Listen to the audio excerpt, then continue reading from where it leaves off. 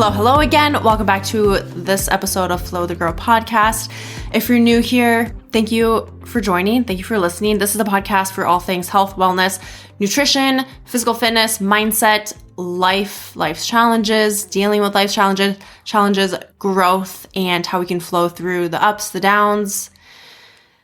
And last week we had a discussion on tracking, whether it was tracking macros, using a food journal, intuitive eating, what might be right for you right now at this time, and more on my journey and my timeline of what has worked really well for me and what happened for me, I guess, in my journey with tracking and with working on my relationship with food and getting away from dieting culture and getting away from yo-yo dieting and getting away from the restrict-binge cycle, which is what I'm going to talk to you about today.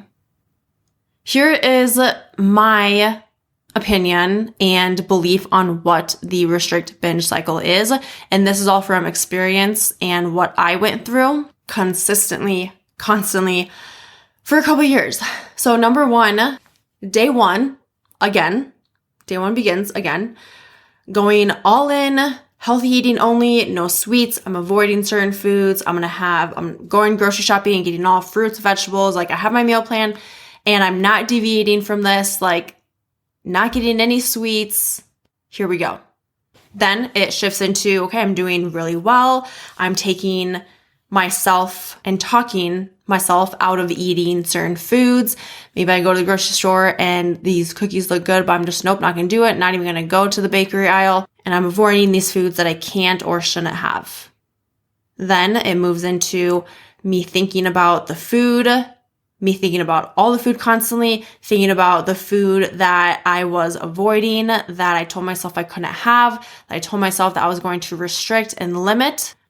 I am now in a place where I can't stop thinking about it, and it's getting really hard to control myself and to control the food intake. At this point, I've maybe gone days or weeks or maybe even close to a month or two of not allowing certain foods, of restricting certain foods. And then it shifts into a point of I just lose control. I am emotional. I'm at the store and I'm like, there have been times where I was crying because I just want this certain food, but I'm not having it because I'm restricting it and I'm avoiding it because I'm working on my goals. And then I hit a breaking point where I'm at the grocery store and I buy a box of cookies, I buy these brownies, I buy these chocolate-covered pretzels, all these things. Because I'm buying one thing, I might as well get it all and eat all of it right now so that tomorrow or the next day I can get back into it and day one would start again. So I'm at this point now where I lose control. I'm giving in to all the foods that I avoided and the binging begins. Now, when I say binging, I mean I am at my house. I am eating all the foods that I'm standing, I'm eating all the foods that I can see, I'm eating at like 20 miles an hour, and I can't seem to stop. Like I ask myself, okay, I tell myself I am full right now. Why can't I stop? Like I couldn't stop. And this happened so many times where I just felt like I couldn't stop even though I was full. So I continue to eat at 20 miles an hour, can't stop even though I'm full. I don't even know why I'm still eating. And then the guilt sets in. I'm like, okay, stop eating. I'm done. I put it away. I feel so full. I have massive guilt and regret. I'm emotional. I'm going to go on my phone. I buy a cleanse. I buy these pills and I decide I'm not going to eat tomorrow. I'm not going to eat tomorrow. And then I'm going to get back to, I'm going to work out a lot tomorrow, work off this food that I just ate. And then day one begins again. That was the cycle I was in for a long time. It is quite literally an emotional roller coaster. Now, here's what helped me to get out of it. Maybe this will help you. Maybe you can take bits and pieces from this and implement it yourself. And also, this didn't happen overnight. Like this took time to get to this point. I broke it down into 5 steps. Step number 1 is awareness. Awareness and acknowledgement that a change needs to happen, that this is happening, that this is not healthy, this is not sustainable, this is not how life should be living, this is not the type of relationship I should have with food and myself. So awareness and acknowledgement. and acceptance. Like we have to kind of accept that we're at this place too in order to make a change. Step number 2, having a mindset shift and making a decision. So deciding that I am no longer gonna restrict certain foods. I think this part can be really hard for a lot of people, especially if you're a perfectionist, but shifting away from the all or nothing mentality. Like never again saying I can't have this, and never again not allowing certain foods or restricting certain foods. Shifting my mindset to allowing any and all foods. No foods are off limits. There are no I can't have foods. No restriction, no avoiding. Number 3, having those foods that you love and that you are trying to restrict and that you have been restricting, actually having some of those in your home. Now, this I feel like is really dependent on the person, because some people, they need to just not have that in their home, so out of sight, out of mind. Whereas some people, when they start to actually have it there right in front of them, it helps them to eat less of it and to allow those foods to have a little bit of it. And that was the case for me. So I allowed to have things around that I wanted and that I maybe used to restrict. And it was more readily available for me and to me. It also meant, okay, if I go to a coffee shop and I want this cookie or this baked good, I'm going to have it. And I will note that sometimes the things that I kept in my home was a, quote, healthier alternative to certain things, but not always, and it doesn't have to be. For me, I like the healthier alternatives actually tasted really good, and I wanted that, and I used to avoid that, so that's what I would keep around. And this is also the step where you must accept that you might eat a little more of these foods, because if you think about it, you've been restricting these foods for so long that you might want these more often, and that's okay. That's normal, because that will actually help in the long run. Okay, so just accepting that sometimes you might be eating a little bit more of those foods than normal, and then what you might in the future.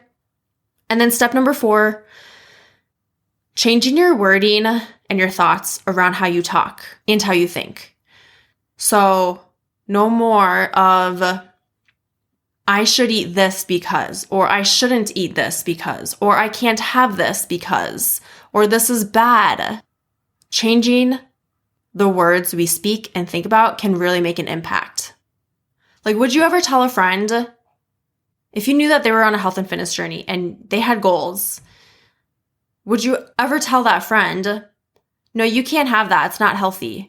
No, you shouldn't have that, it's not going to help you reach your goals.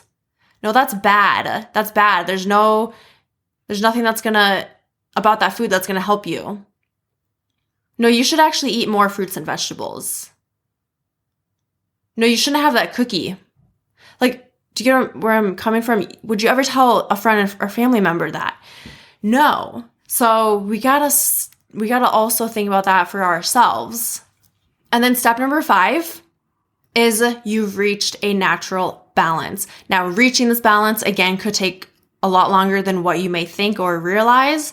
And it's going to take all the work of steps number 1 to 4 to get there. But number 3 of eating more of those foods than what you probably want or think that you should have or like will in the future, because of you doing that, that is actually that's normal, and that's going to bring you to eventually a point of natural balance and of eating less of those. Like you might find yourself not even wanting those foods anymore, much like myself. Like I used to, after working at the wellness center when I was in college, I would so badly want to go get ice cream, and I would try not do it. And sometimes I would give in, sometimes I wouldn't. And I loved sweets. But like now, it's a natural balance and it's kind of effortless. Like I don't feel out of control when it comes to that. I don't feel like I want to rip my hair out because I'm trying to not eat those things. It's a natural balance of allowing any and all foods, being flexible with the foods you eat, and knowing that food is nourishment, and trusting that you can eat whatever foods you want while still working towards your goals. It becomes natural. It becomes easy. It becomes effortless. It becomes freeing. You just have to put in the work and have patience. A lot of patience. And that is how I personally worked towards food freedom and food peace. Peace with food. Peace with my body. Peace with not working out every single day. And I hope the same for you. And I hope that this can help you in some way to help you get to that point. As always, if this was helpful, please reach out and let me know what you learned, what was a big aha moment for you. And if you have questions, you need help, you need support, I am here for you. And I have a Facebook group who is also here for you, Food Freedom and Muscle Building Solutions, really dedicated to help you get to this point of not yo-yo dieting, of getting out of diet culture, of having flexibility with food, eating whatever foods you want in balance and reaching your goals, and just bringing a community that is trying to do the same. That Facebook group will be linked in the show notes if you would like. And if you would like to connect on any social medias, those will also be in the show notes. I am on Instagram at Sophia_Dawn41. So that's SOPHIA_DAWN41. There's also the Flow the Grow podcast Instagram. And then of course I'm on Facebook as well. All right, that's that. As always, I thank you. I appreciate you. I love you. And I hope you have a great rest of your day, night, week, weekend. Bye for now.